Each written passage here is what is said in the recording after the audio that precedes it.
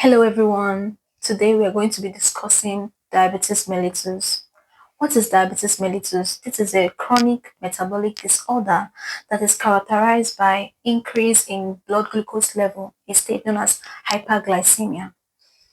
What are the predisposing factors that can lead to this condition? They include physical inactivity, known as sedentary lifestyle, obesity, family history of diabetes mellitus can also result from infections such as Coxsackie virus, mumps, rubella. Now, what are the types of diabetes mellitus? There are various types of diabetes mellitus. First of them is the type 1 DM. This is actually insulin dependent and it has an early onset, can occur in children, mostly occurs in children and then in adults. The second type is type 2 diabetes mellitus. Type 2 diabetes mellitus is actually insulin independent and it occurs in adults. It is the most common type of diabetes mellitus. The third type of diabetes mellitus is the gestational diabetes mellitus. This type is frequent. It occurs in pregnant women due to hormonal changes in pregnancy. In most cases, after delivery, this condition can stop, but it can as well progress after pregnancy.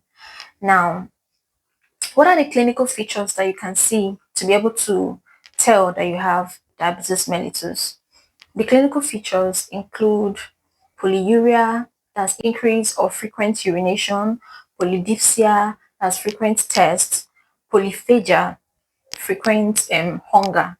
You can also have blurred vision, fatigue, night sweating. You can also have a headache, chills, malaise. So if you happen to see any of these signs in you, the first thing to do is to go to the nearest hospital or a clinic to be able to run some confirmatory tests to diagnose this condition. What are the confirmatory tests that you can be able to run in the hospital to confirm this condition? They include glucose tests, such as blood glucose tests, such as fasting blood glucose tests, oral glucose tolerance tests, and so many of them. Now, if this condition is not diagnosed early and treated, it can progress to some complications. The complications of diabetes mellitus include retinopathy, that's damage to the retina of the eye, leading to blindness. The another complication include neuropathy, that's damage to the nerve vessels, which can cause numbness. Another complication is nephropathy, that's damage to the kidney. Another complication of DM is diabetic ketoacidosis. Now, this is a complication that is commonly seen in type 1 DM and is characterized by the presence of ketone body in the blood, that's ketonemia, or ketone body in the urine, that's ketonuria.